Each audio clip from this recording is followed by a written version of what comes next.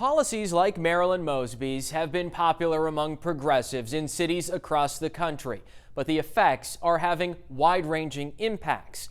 So to see that firsthand, we took the 90-mile trip up 95 to Philadelphia, where similar policies have been in place for nearly 4 years now. And what we found was shocking, and some say could be in Baltimore's future.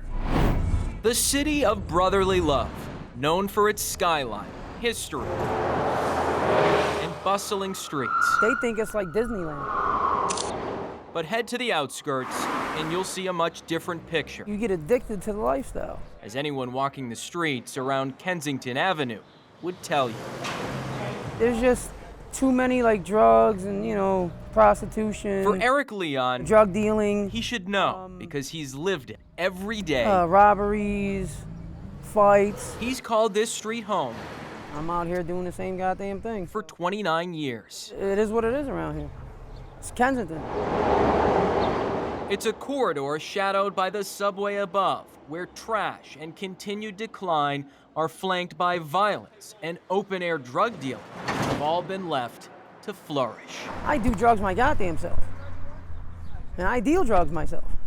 And you know how many times they could have got me? They just let me go. Leon says he's tried to get help and get off these streets, but says the vicious cycle can easily lead people back in, especially with the lack of consequences.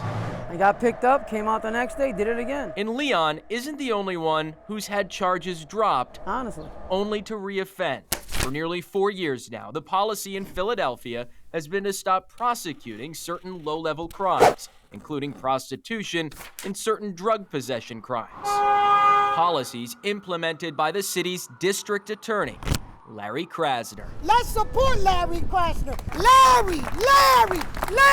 Krasner was elected in 2017. The most progressive DA in the USA. We started moving our criminal justice system forward. Running on a platform of progressive reform. You are looking at where this city is headed. And where this city is headed is towards a beautiful place. And while Krasner has followed through on many of his campaign promises, I know that I can call on him. Since taking office, crime and violence in this city has only surged. Last year, Philadelphia had 499 murders, the most in 30 years. And this year, the city's on track to hit more than 600. It's an issue of public safety that's now come into the spotlight and lost him a lot of support. Things have gone off the rail that he is not addressing. Carlos Vega is a former assistant district attorney who's looking to oust Krasner from office. The reason I'm running is because the city is in a state of crisis. Vega believes the policies implemented by Krasner show he's not serious about fighting the root causes of violence in this city and have only led to a sense of lawlessness. There are no consequences. There has to be some consequences to the crimes that are being committed. Warning signs for a city like Baltimore, where Marilyn Mosby has taken the plays right out of Krasner's playbook. Two progressive prosecutors who claim to be reformists, but seem to only be interested in conducting a social experiment. The cops would just straight up walk right by me. You know what I mean? And they watch it, they see it, they don't care. They don't care about us. They don't. The primary for Philadelphia DA is coming up in about 2 weeks. We requested multiple interviews with Larry Krasner for this story, but he didn't want to speak with us.